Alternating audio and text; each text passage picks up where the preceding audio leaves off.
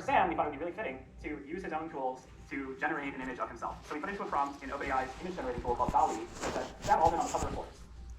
If you had some weird ones back, including a cover of sort of a blurry-faced, uncanny valley, Sam Altman-like person holding a cover of a magazine like Forbes with the same image of blurry Sam Altman.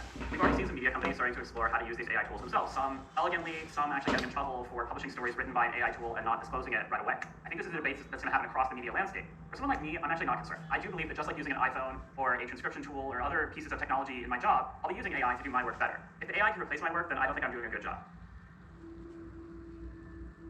I think your sense talking to these founders, these investors, is that a lot of the coolest applications that are going to come out of this AI wave haven't even been invented yet, maybe haven't even been imagined yet. That said, it seems like for the most part, starting out, where this AI is going to be applied is in some of the more boring places and the more busy workplaces. How do we integrate this AI into our basic business workflow? So I think you're starting to see kind of consumer behaviors change. Students, for example, are already kind of using ChatGPT to generate essays for them. Some artists are using models like Stable Diffusion, Midjourney, or OpenAI's DALL-E to help them create works of art.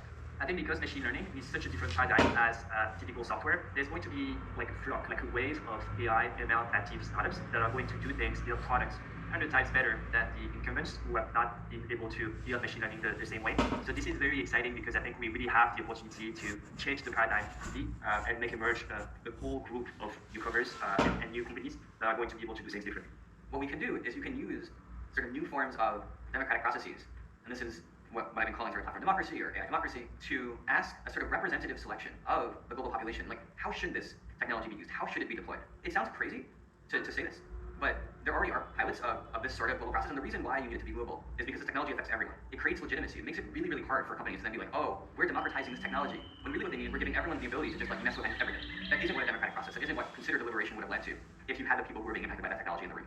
We need our AI systems to not just be optimizing for engagement, as we've seen with things like Facebook and TikTok and YouTube, but for the sort of the human values that actually support society and support democracy. And a big part of that is sort of not optimizing for division, which is what comes naturally out of those algorithms in many cases. And so a lot of my work recently has been around how can we instead optimize for bridging divides, making conflict productive as opposed to destructive. So I think that is absolutely core to bake in from the beginning, because we've seen what happens to society when systems that billions of people are using every day are really optimizing for division, and it isn't pretty.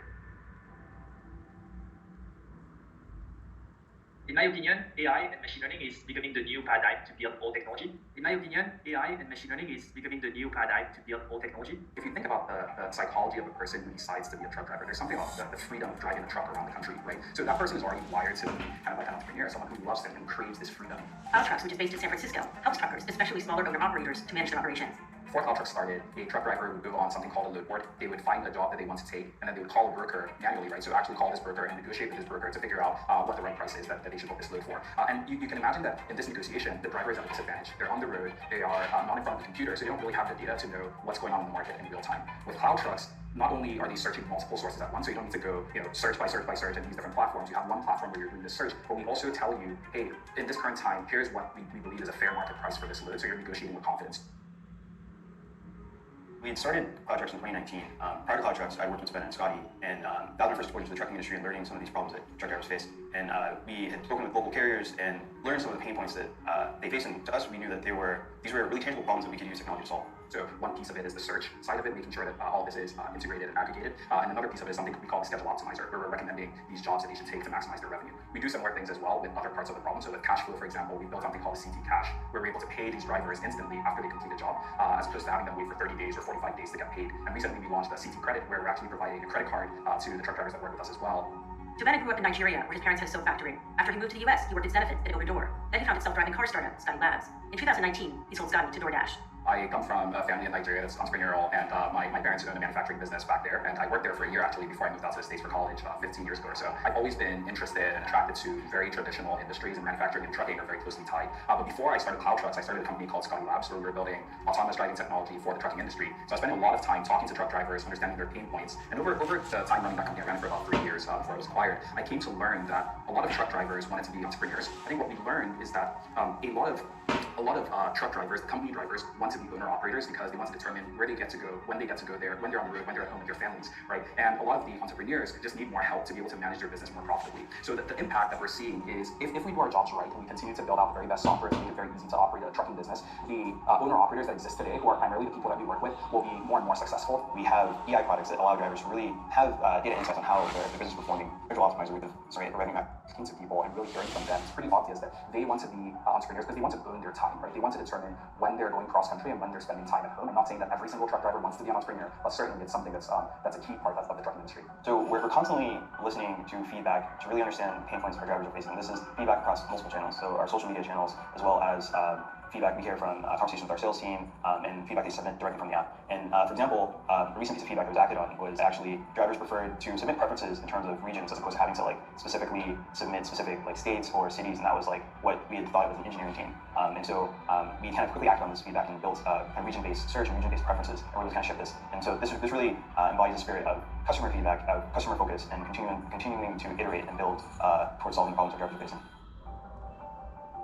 Fintech startups are really exciting because they're innovating in the finance space, which is typically a little bit slower moving. So they're bringing things like new features like early wage access, that, plus like an easier user experience was just really exciting for people. So what caused fintech to get so much attention and excitement initially is there's a lot of potential. You know, when you think about meeting customers where they are, delivering banking services more cheaply and efficiently, there's really a lot of opportunities to give better services to people and for much cheaper. And so that combined with COVID, surge in online transactions, people not wanting to go to a bank in person, really created a lot of tailwinds behind fintech and a ton of interest in investing. There are a bunch of companies getting attention during the past few years. Stripe is a big one. They're a payments giant who make payments a lot easier, and they were valued at $95 billion in 2021. Chime is a digital bank that was valued at $25 billion.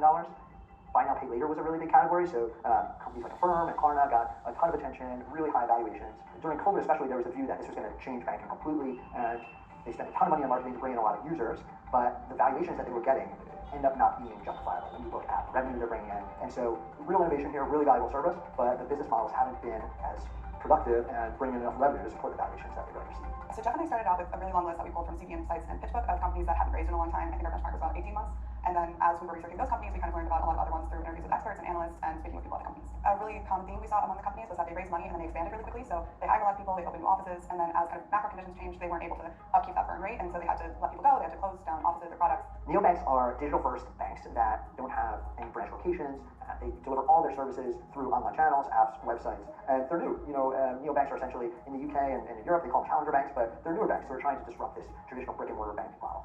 Now, for digital banks, one of the challenges is the business model. They don't have banking charters, which is what allows you to lend to companies and to do it very profitably. Historically, lending has been really banking's best business model. It's how they make the most money. And if you don't have a banking charter, it makes it a lot harder to do it profitably. Another big issue is banks actually serve customers fairly well, especially when you think about more affluent customers, and especially in the US.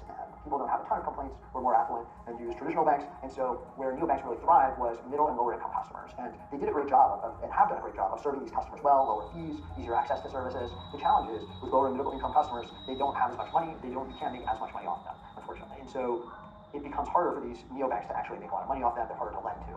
Faro is one of the companies that stands out for having financial issues right now. They had an interesting model where they went out and spent $100 million on a bank charter, and it took them years. The challenge they're having is they haven't been able to attract enough deposits to really lend profitably. And so they have a base of 5 million customers, 5 million accounts that they've reported, only $275 million in deposits, so only $52 per account. And so it's really hard for them to make money on lending. I think venture capital people are still very excited about fintech, but it's more just about seeing what the public markets do and kind of where that bottom is before they start putting money in. The industry is going to be fine. Basically what happened here is kind of classic tech bubble, just like we saw in the dot-com bubble, the boom and bust. What happened was you had a lot of innovation, long-term opportunities that people were pursuing, and then a lot of investment flooded in, and too many investors were bidding on the same companies at the same time, and so companies that didn't have half-baked business models got funded pretty easily, and there was too much money chasing too few really good companies, and so what you had was just a big bubble. And now what's happening essentially is kind of the aftermath and the downside of the bubble, where you have a lot of companies that need to do layoffs, a lot of companies that need to really lower their costs so they can get closer to profitability. And what we will